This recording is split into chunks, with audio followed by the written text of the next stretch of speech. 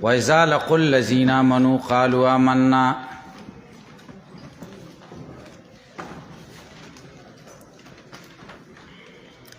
چې کله مخامخ شي د منافقین د مؤمنانو سره نو دوی وایي موږ ایمان راوړی وَإِذَا خَلَوْا إِلَىٰ شَيَاطِينِهِمْ او چې کله لاړ شي مشرانو د دوی ته نو دوی وایي انا معکم موږ تاسو سره یو انما نحن مستهزئون موږ د دوی پسې استهزا کوله علامه بیضاوی رحمه الله یو 15 مباحث ذکر کوي اول د یو اعتراض جواب او سبب د نزول د آیت دا به ذکر شي بیان لمعاملتهم مع المؤمنین والکفار دویم بحث د لقاء لغوي معنا دا به ذکر کی واللقاء المصادفت دریم بحث د لفظ خلا درې معناګانې به ذکر کی وَإِذَا خَلَوْا إِلَىٰ شَيَاطِينٍ مِّنْ خَلَوْتُ بِفُلَانٍ وَإِلَيْ څلورم بحث د شیاطین مصداق به ذکر کی او د لفظ د شیطان ماخذ به ذکر کی دا به ذکر شي والمراد بشیاطینهم الذین ماثلوا الشیطان پنځم بحث قالوا انا معکم کی به د معیت مطلب ذکر کی چې معیت نه څه شی مراد دی آخر کې به د اعتراض جواب وکړي اے فی الدین والاعتقاد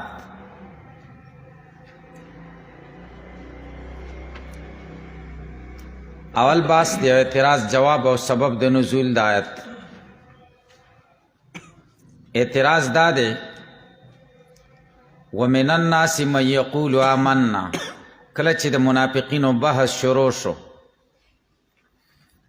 الته د دوی اقرار د ایمان ذکر شو چې آمنا دلته دوباره ولی ذکر کوي چې قالوا آمنا دا خو تکرار راغی او تکرار خو طالبان وای شنی دی ښه شی نه دی دی جواب کوي خلاصه د جواب دا ده الته چې آمنا ویلې هغه د مذهب د بیان د پاره ویلو خپل عقیده خلکو له ښودله او دلته چې آمنا ویلې دا د دې بیان د پاره دی چې مؤمنانو سره او کافرانو سره د دې معامله څنګه ده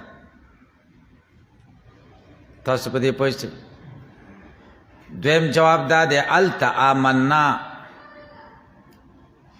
د احداث د ایمان د پاره وه او دلته د استمرار د ایمان د پاره ده نو فرق پکې راغی تکرار نس بیان لمعاملتهم دا دفع دغه اعتراض ده دلته دا قالوا عملنا بیان د معاملې د دوی مع المؤمنین والکفار د مؤمنانو د کافرانو سره مؤمنانو سره معامله دا د قالوا عملنا او کافرانو سره معامله دا چې انا معکم وما صدرت به القصه هغه چې شروع شوی د پاغي باندې قصه آمنا لپس پکې راغله فمساقه رواندش د هغې له بیان مذهبهم د دې دپاره دی چې خپله لاره بیان کی و تمهید نفاقهم او د هغې نفاق ته تمهید لاره هواره کی فلیس بتکریر نو د آمنا کې تکریر رانغی ځکه غرضونه جدا شو که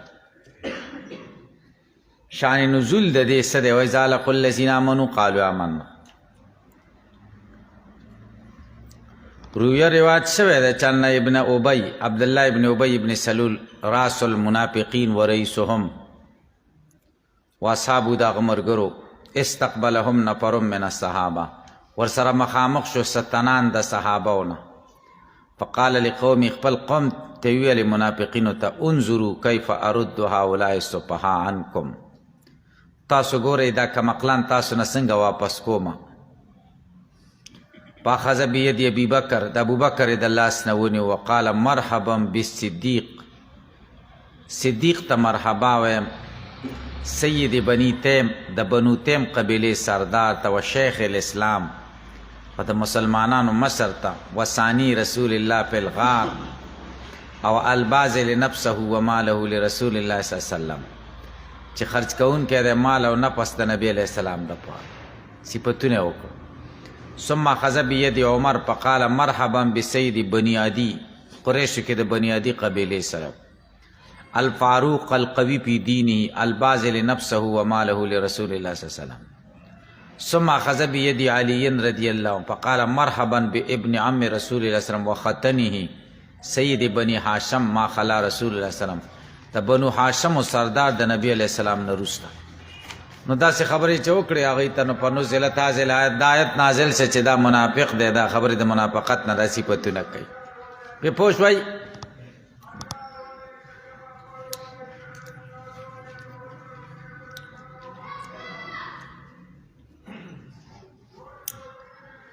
دا روایت د سودی دی د کلیبی نه، او هغه روایت کوي د ابو صالح نه، او هغه روایت کوي د ابن عباس نه.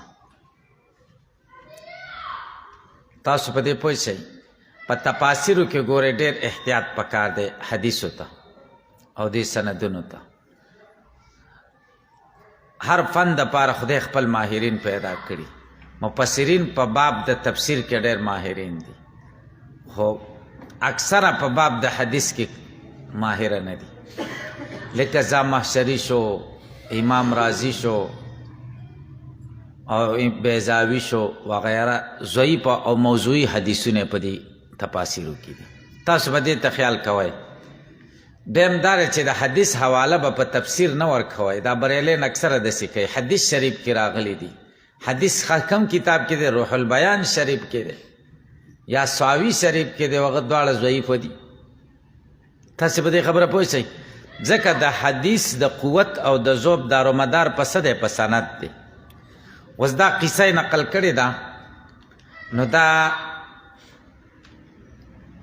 د سودی روایت دی د کلیبی نه، او هغه روایت کوي د ابو صالح نه، هغه روایت کوي د ابن عباس. حافظ ابن حجر وی ابو صالح ضعیف دی، کلیبی دویم راوی متهم بالکذب دی، سودی صغیر کذاب دی. نو دې سند ته خلق سلسلة الکذب وی د دروغ و زنجیر، او بعضی سندونه داسي چې خلق ورته سلسلة الذهب وی د سرو زرو زنجیر. راویان ټول صحیح. تاسو په دې خبره باندې پوه شئ. اتقان د سیوطي تاسو په دې باب کې وګورئ، هغې کې ډېر ښایسته د سندونه د ابن عباس نه چې کوم سندونه ذکر شي، قابل استدلال او ناقابل استدلال، قابل اعتماد او ناقابل اعتماد سندونه د ابن عباس ټول ذکر کړي دي. پې پوه شئ. که هغه نه شئ کتلی نو علوم القرآن وګورئ د شیخ الاسلام علامه تقی عثماني صاحب علوم القرآن، هغې کې هم په دې باره کې ډېر ښایسته بحث شوی دی. نو دا چې سودي روایت کوي د کلیبي نه، او هغه روایت کوي د ابو صالح نه، او هغه روایت کوي د ابن عباس نه، دا سلسلة الکذب دی. نو د دې روایت سند دغه دی. دویم دا دی چې په دې روایت کې د سند نه علاوه آثار د وضع شته چې دا موضوعي دی. آثار د وضع پکې څه دي؟ وإذا لقوا الذین آمنوا قالوا آمنا، دا د بقرې حصه ده د سورة البقرې، او سورة بقره په ابتدا د مدینې کې نازله شوې. او علی رضی الله تعالی عنہ د فاطمې سره د هجرت په دویم کال نکاح شوې ده. نو څنګه ورته وایي کنه مرحبا بابن عم رسول الله صلی الله علیه وسلم و ختنه، دې وخت کې خو لا ختن نه و کنه. تاسو په دې خبرو پوهېږئ که نه پوهېږئ؟ نو دا ضعیف روایت دی، بلکې ښه نه دی. واللقاء المصادفت، دا دویم بحث دی د لقا معنا. لقا مصادفت ته وایي مخامخ کېدل چا سره، ناڅاپي. یقال لقیته او لاقیته اذا صادفته واستقبلته و مخامخ شي ورسره. ومنه القیته، دا شی مې وغورځاو. القا داسې پر پوه شئ. نو چې القیته وي غورځی نو څوک ورسره نه مخامخ کېږي که نه. نو دې مناسبت ذکر کوي. فإنک بطرحه، ته په غورځولو د دې شی سره جعلته تا دا شی وګرځاو بحیث په داسې شان سره یلقا چې خلک ورسره مخامخ کېږي. پې پوه شئ په ډیران د یو شی وغورځاو نو القا دې وکړه نو خلک ورسره مخامخ کېږي که نه. وإذا خلوا إلى شیاطینهم دیم بحث د خلا درې معناګانې کوي. من خلوت بفلان و الیه د دې نه دا اخیستل شوی دی چې خلوت بفلان و خلوت الیه، یعنی دا خلا متعدی کېږي په با سره هم او په اله سره هم. اوله معنا دا د ځان لکېدل، اذا انفردت معه چې ته کله د هغه سره ځان لشي نو معنا به داسې شي وایذا خلو چې کله ځان لشي الی شیاطینهم د مشرانو د دوی سره. دا یوه معنا شو. دویمه معنا او من خلاک زمون ای عداکه د دې نه یا اخیستل شوی خلاک زمونتانه بدي لاړه نو خلا به په معنا د مزا سره شي لاړه. ای عداکه لاړه تانه و مزا عنکه تانه لاړه بدي. ومنه د دین القرون الخالیه پخوانی پیړۍ تللې پیړۍ نو خالیه په معنا د چا سره؟ ماضیه سره. ماضیه نو خلا په معنا د مزا سره دی. دا دویمه معنا شو. نو معنا به داسې شي وإذا خلوا الی شیاطینهم او چې کله لاړ شي مشرانو د دوی ته خلو به په معنا د مزو سره شي. دا دویمه معنا شو. درېیمه او من خلوت به اذا سخرت منه داسې وایي چې خلوت به اذا سخرت به د پلان کې پورې مې مسخرې وکړې. دې پورې پوه شو. اوس سوال دا دی چې په معنا د مسخرو سره چې نو هغه خلا خو متعدي کېږي په با سره نه په اله سره. نو دې جواب کوي بیا دا متعدي شو په اله سره لتضمین معنی الانها ځکه دا خلا متضمنه د معنا د انها ته. دې پورې پوه شئ. نو ځکه په سیله کې اله راغلی ده. اوس پې پوه شئ. نو معنا به داسې شي ای سخرو دوی مسخرې وکړې د هغوی پورې او مطلب دا چې انها د دې مسخرو شیطانانو د دوی ته دا مسخرې ورسولې. دې پورې پوه شئ. بیا به معنا داسې شي والمراد بشیاطینهم دا څلورم بحث ہے. شیاطینو نه څوک مراد دي؟ یا خو تې ښکاره کافران مراد دي او یا تېر منافقینو مشران مراد دي. که ښکاره کافران ته مراد شي نو بیا به معنا داسې شي چې دا ټول منافقین مشرانو کافرانو له لاړ شي نو دا خبرې ورته کوي. او که د شیاطینو نه مراد صرف منافقینو مشران شي نو بیا به د وایذا خلو نه کشران دغه مراد شي منافقین چې کله کشران لاړ شي د مشرانو منافقینو ته.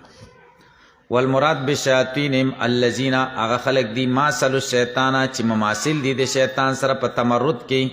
وهم دا څوک دي المظهرون کفرهما خلک دي چې کفر ښکاره کړی دی. کفر ښکاره کړی هغه ته مراد. اوس شیاطین د دوی د دې شیاطینو نسبت دوی ته اضافت څه معنا لري؟ دا څه دپاره شوی؟ و اضافتهم الیهم او اضافت د دې منافقین د دې شیاطینو الیهم دوی ته للمشارکت دې دپاره شوی دی چې دواړه شریک دي په الکفر په کفر کې. پې پوه شوئ.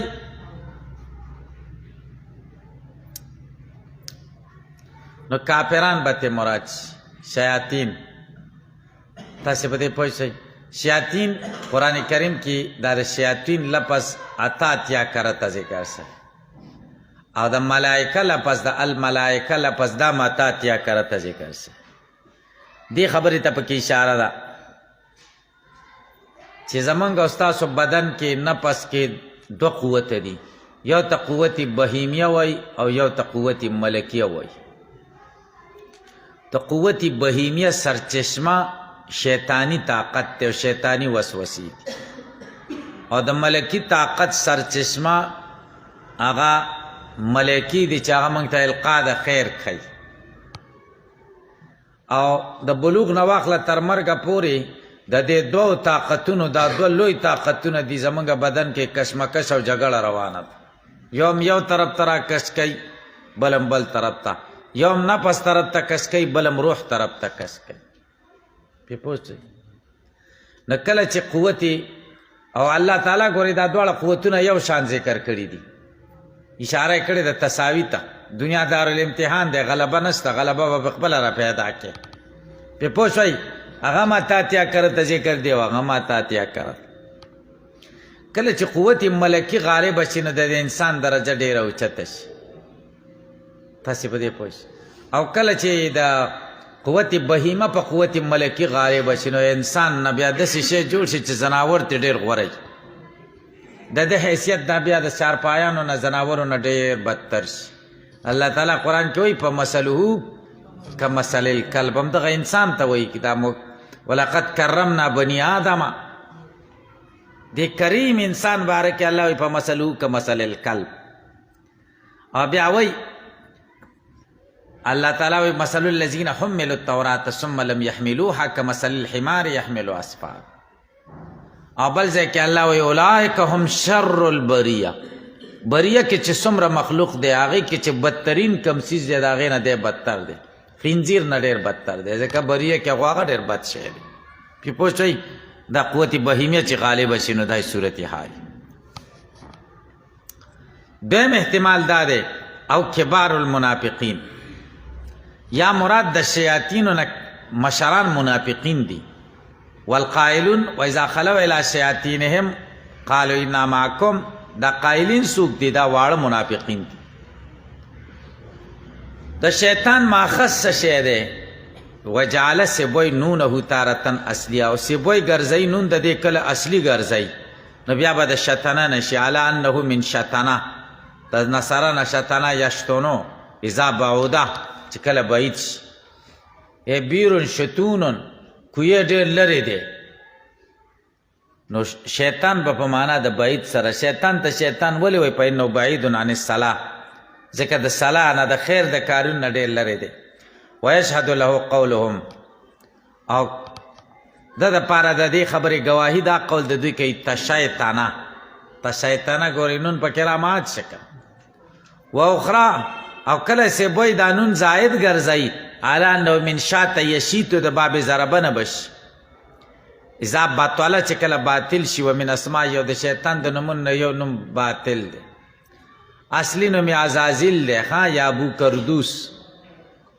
ابلیس لقب دی ابلیس لفظ قرآن کریم کې 11 کرته ذکر شوی که پوه شو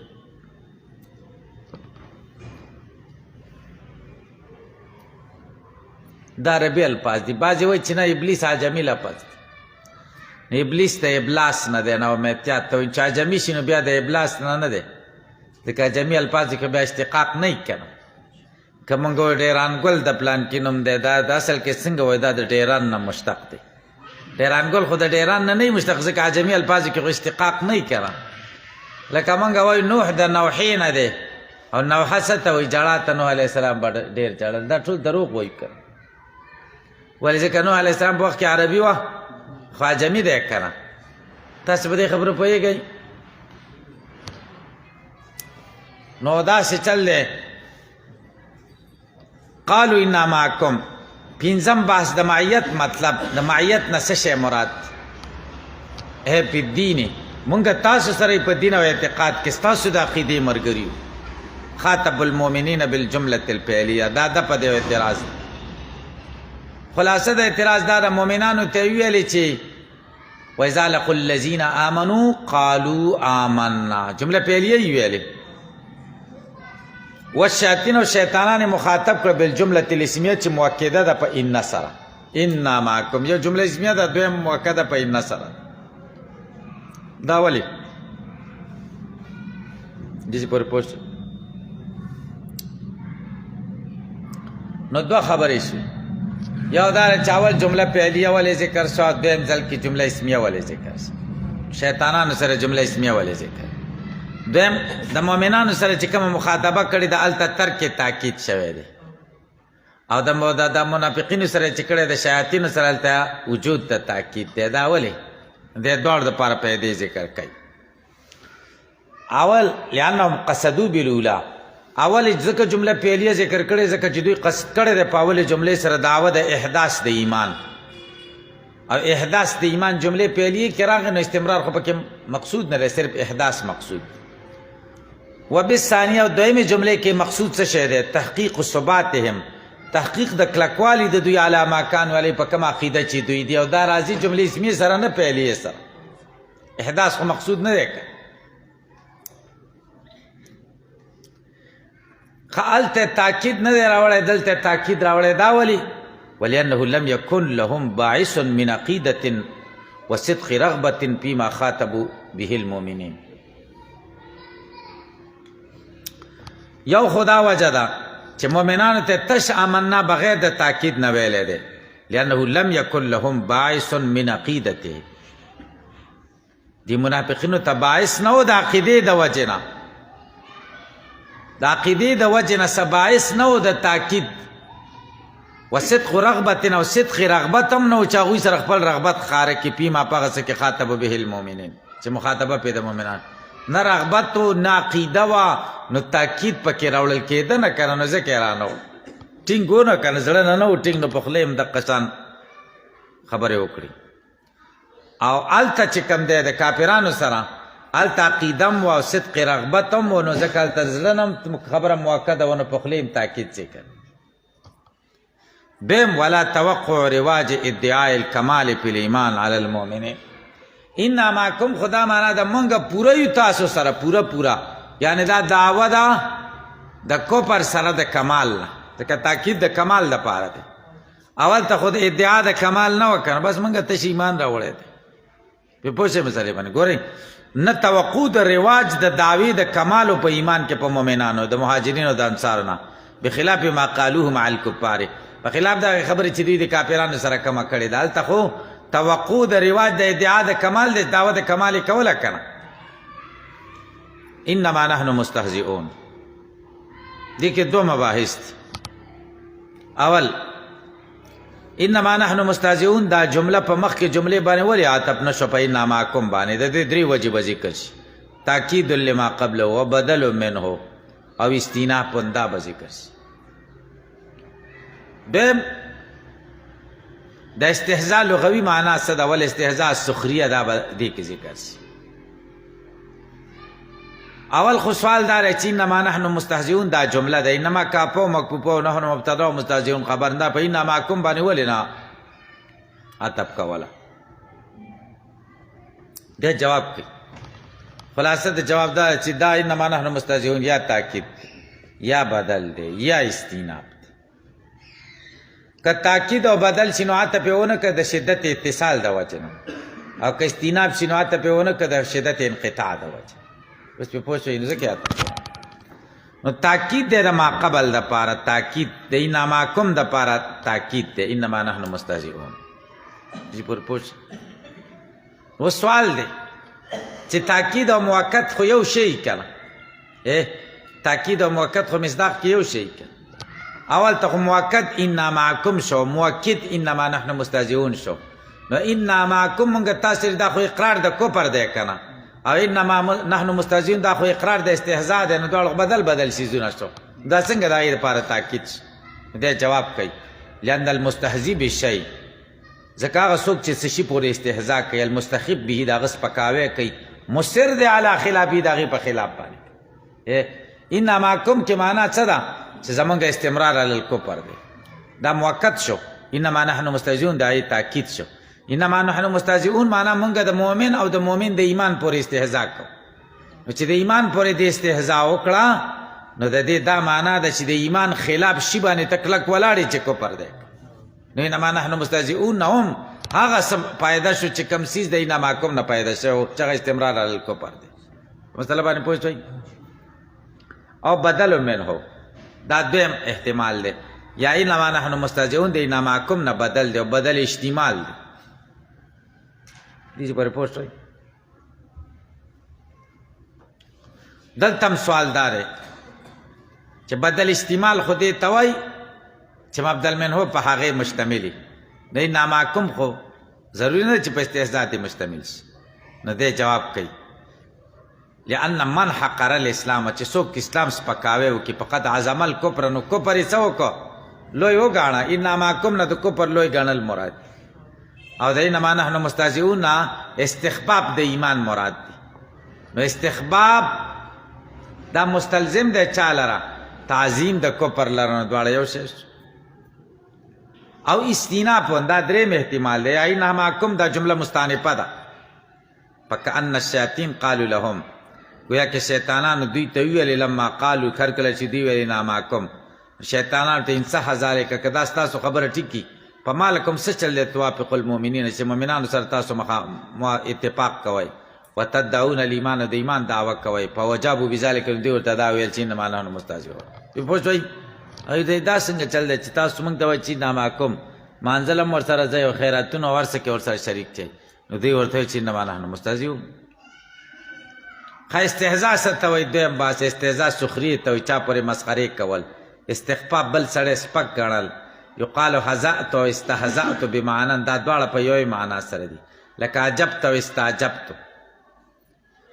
واصلو اصل د دې خفت دی، د حزء نه دی. حزء قتل سری ته وایي، جلتۍ سره چې یو سړی مړ کړي خو د هغه د سپک وګاڼه کنه، خفت پکې راغی. یقال حزأ فلان اذا مات علی مکان، چې په خپل ځای کې مړ شي. نو حزأ فلان دا ځکه و چې سرعت موت ورته راغی. وناقته تهزأ به، او اوښه د تهزأ به تسرع، تیزی کوي په ده باندې، وتخفف او د سپک ګڼي. نو حزأ په معنا د سپکوالي سره. انما نحن مستهزئون، مونږ دوی پورې استهزاء کوي، دوی سپک ګڼو، هسې ځکه ورته وایو چې آمن. پوه شئ بس.